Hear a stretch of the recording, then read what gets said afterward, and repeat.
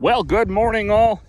Yesterday was a good day. We did get out. We got that 110, actually got a little bit more than 110 acres because I worked down into the little, whatever you want to call it, meadowish, sloughy thingamajig there. It was kind of dry enough. Mother was out there 3-4 days ago and then hydrosed it, so it got a little extra time to dry. So I did get out there, got that all seeded. We ended up right around 530 acres of wheat. So being it's still April, I thought maybe we should just jump across the road over here and seed this 200 acres to wheat.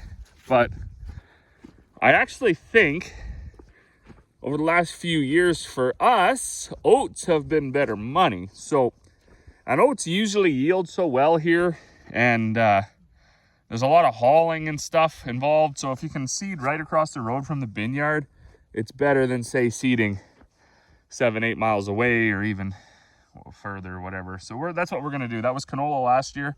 It's been anhydrous, so we're gonna stick oats there. So that should be good. Also yesterday, so I wasn't in the yard, but Dad did make it back out. He's feeling a lot better. So the molasses guy showed up. These are 6 totes of fertilizer, and he put Alticid in the tanks. So we got the cattle stuff in the tanks. Tanks 1, 2, and 3. I believe tank 4 is empty. Got some fertilizer here. And then there's still 3 totes of fertilizer from last year over there. Interestingly enough, Corey was just doing some looking through some emails, and we were looking at the soil samples we got from the quarter across the bush over there that we did like 40 acres of fertilizer, and then the rest of the quarter we didn't. And yeah, the soil samples show quite a bit of extra sulfur, and I can't actually remember. I didn't look. I was tired last night, but it made a difference. So the yield was better. She combined it. She knew that from the yield monitor in the combine. We don't know how much better because we're not that scientific on this farm, but it was better. The man that baled the straw, he said he could noticeably see the straw was better as well. And then when we did the soil samples, I can even show those. They were, and of course this was after the crop was off, but they were still, it was interesting anyway. So it does look promising. It is a pretty good shot of, nitrogen and phos in that mix. So it should do something, right? And for me, I am much more interested in trying to get back to I don't even know what the word is. It's not organic, it's not holistic, it's not regenerative, it's not anything. It's just maybe a different take on agriculture, commercial agriculture again, where we got to start to look after the land a little bit better than we have been. And when I say that, I don't ever want to come off as somebody who thinks that people now and past generations were doing anything wrong, really. They were doing the best they could with the tools they had, in my opinion, at least the ones that I know. But now that it's 2025 and the land's broke, in a lot of cases some of this land's paid for, we should be able to now start to be doing some more research and finding, say, more products that are a little less commercial, I guess, like your commercial fertilizers, and then a little more organic based, if that's the word. I don't know if it's the word. If you get what I'm saying or not, whatever. If you get it, you get it. If you don't, you don't. That's fine. But we are going to dedicate a couple of these totes. I know I want to run over to my good friend, the Gentleman Farmer here. He's on YouTube. Check his channel out. I want to run over there after seeding, and we're going to spray some of his hillside pasture with this stuff at a fairly high rate. I know there's a couple cowboys around here that are interested in trying it. So we're hoping to do some of that. Of course, you do need some sort of an applicator, right? If you don't have a sprayer, how are you going to get this on there? So they're basically limiting factor is equipment. Now I got it, but I just don't have the time to be running all over the place. So maybe there'll be some custom applicators that are interested in giving it a shot. Maybe not. Anyways, doesn't matter. But first thing I got to do this morning, we'll get into dailies here, is I got to make some bags. I was going to make bags yesterday and the day before, but the wind, holy moly, the wind was blowing so hard you could hardly, up by the bins you couldn't even stand up. They almost couldn't load the wheat, it was blowing so hard. And we use that little short single axle over there, and the grain back is so much higher above it. Like they said, there's no way you could have loaded canola or anything like that. It would have blown right out of the truck. So because of that, you can imagine trying to keep a mini bulk bag on the forks, it just blows off, right? So I scrapped the plan of making bags yesterday, and I just went out to the field. I finished seeding here. This ended up being about 420 acres, and it probably makes sense. I always called it 400, but I worked a bit into the 60 acres on the other side of the ravine, a little bit into the wet spot, left some pretty massive ruts. Shouldn't have done that, but I did. And then I went out west and did that I always called that 110. I think I ended up with about 115-ish or so.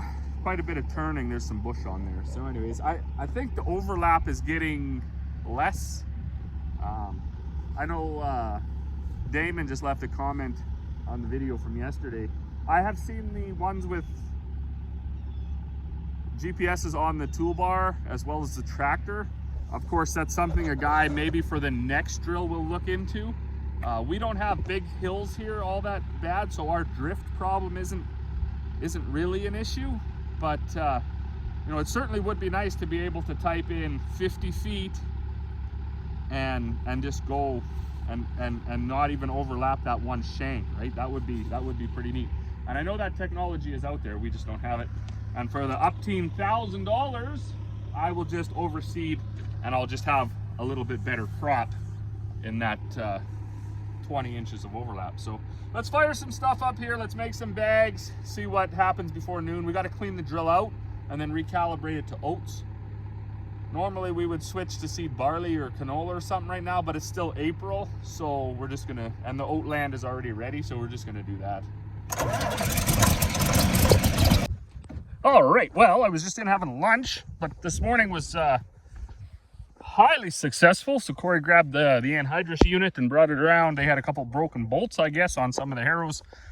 Fixed up those, changed a few shovels, I think, fueled that tractor up, and actually Mother already headed out with that. I made about 10 tons of 4-H feed and rolled barley and things of that nature. So that's caught up, or at least caught up for the day. I'm gonna go seeding now. While I was making that, Dad and Corey, they cleaned all the wheat out of the drill, swept it off, cleaned it out, filled it with oats and topped it up with fertilizer. So as soon as I get these totes of liquid fertilizer moved out of the way and labeled, because obviously you don't want to mix that up, we keep stuff in order. So that's sheep, that's mill mix, all those white boxes over there, those 3 right there, plus that 1 are cattle. Everything in the tank is cattle. These 6 are fertilizer. So if we keep them all grouped, we know, but we do also label them, stick a piece of duct tape on there and write on it what it is. I got to also put the tickets in all these bags I just made. And then I'm going to head out. I'm going to head out and I got to calibrate that drill. So, all right, well, we're back in the tractor now, and we got to calibrate for oats. I didn't do any video of it for the wheat because I don't know, the guy just wants to get rolling. But we will do it for the oats. So what we got to do is go into the screen here. Calibrate, there it is, meter. Okay, so when I push go, I gotta go back to the tank and hold the calibrate button, and it's gonna fill up a couple of bags with seed and with fertilizer. I'll do them both because the phos changed from, well, it changed from I think green to brown, and I'm assuming with that it's probably changed, maybe not so much density, but kernel size and stuff like that. So because we got to do the oats, we're going to do it anyways. So I'll push go, I'll go back there, I'll crank the meters till the bags fill up to a reasonable weight, 20, 25 pounds, something like that. And then I weigh that, and then I come back and I enter that weight here. I'll push stop, and then I'll enter the weights. First thing we got to do though, and this is why this is a young man's game, and there's probably got to be a better, I assume the new drills are probably way fancier, but I think that cart is about a 2013, so it's already 12 years old. Things have come a long way since then. Lots of tanks have scales right on them. That's probably how the metering gets calibrated. But anyways, I'm going to charge the meters or whatever, because obviously they're going to be blank because they cleaned them right out, and we don't want the first couple revolutions or whatever to be empty. So that's why I do this in the field. I can charge it, drop it right on the ground, and then when I do my outside round, I'll just work it in anyways. So we got to move this selector from auger to manifold. I like to put this out of the way just so I don't hit my back on it. All right, now that the auger's out of the way, you can get down in here, flip this, pull that away, grab this handle. I never remember which way. That drops that manifold out of the way for you. And then over here, this button, when I push it, these meters will start turning and this fertilizer and seed will start falling out. So there comes the fertilizer. And there comes the seed. Like I said, that's why I do this in the field, because then I don't have to worry about a little bit of a spill.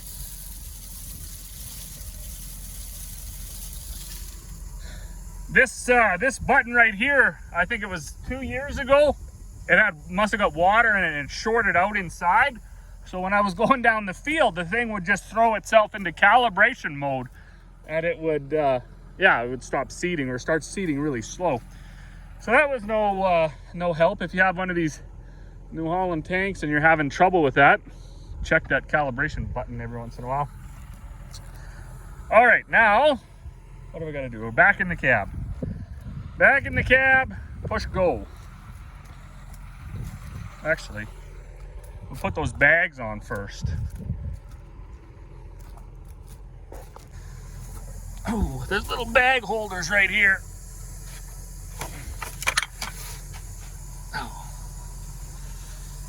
Should have brought my scale. I can never remember what the bag weighs. Okay, the bags are on. Now back to the tractor. You always hit your back. That's why I moved that auger out of the way. I still hit my back on that thing.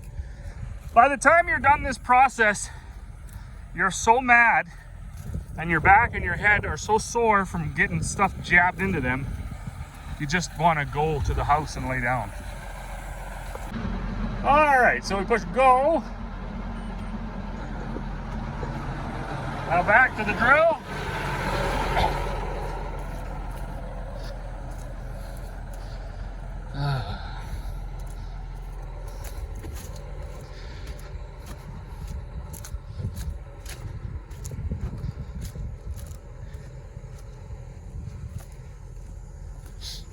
All right. Now, calibrate. There we go. It goes way faster. And once you get enough in there, you just shut the switch off so it stops that roller. Now you can imagine the fertilizer one fills up way faster than the seed one.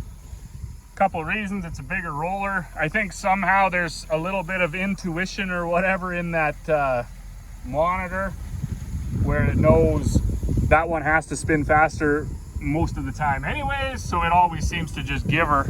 You see that over there is turning, I don't know, it's at a decent speed. The other one was just like firing off though, like 20 RPM or whatever, as opposed to 10. And because I'm not smart enough to do anything properly, I forgot my scale, so back to the tractor. If you're gonna set your coffee down, because you needed to flip the seat up for the cup holder, make sure you leave it outside. The tractor doesn't vibrate that much, but I guarantee you it vibrates just enough But when you get right about here, your coffee cup would fall over. And it doesn't matter how good it's sealed, the lid would probably fall off and you'd have your cab flooded with coffee. It's just the way those things go. So that's another thing. I'm not too sure how scientific a guy can get when you're out in the middle of the field and the wind is blowing 5,000 miles an hour, blowing the bag and everything around. But we got, I'm gonna call this 25.6, because that's what it was at before the wind picked up. So 25.6, I'll weigh the fertilizer, and then I gotta weigh an empty bag. I think it was right around 0.8 pounds for the bag. Okay, now we got about 43.6 for the fertilizer. Now we gotta take them off, climb up top, dump them in the top. Well, I almost didn't film that. Anyways, I put the bags back in the little cubbies. They do weigh 0.8. That's what I'm gonna call them anyways, 0.8 of a pound. Then you're back to this lever, which will suck that all up. I actually had to do some adjusting right there to make sure that it's sealed tight. Gives a little bit of a click there. Okay. And then you lock this back in. These were all adjusted too last year, so there was no air leaks. You see that quite a bit on the internet, people talking about air leaks on these flexi-coil carts. But as far as I'm concerned, if the seeds get into the boot, just pin her, right? So, oh, how's that? Someone coming for grain. Okay. Now I'm gonna fold this auger back up and go type in the numbers into the monitor. I'll do that first, actually. I don't know if there's a time limit or what you got going on here, but my luck there will be, and I'll be a minute or two too late and I'll have to start this process all over again. So there we go. I pushed stop and then it let me enter them. I had 25.6 and 43.6. So minus that 0.8 gets you to 24.8 and 42.8. Now that's entered. That's what shows up. I'm not 100% sure all the jazz there. Then we go back, and then when we go into setup, we'll be able to set up our pounds per acre of everything. So we can shut the hydraulics off for now. I gotta go to my seed calculator on my phone. That's another thing. Some guys go with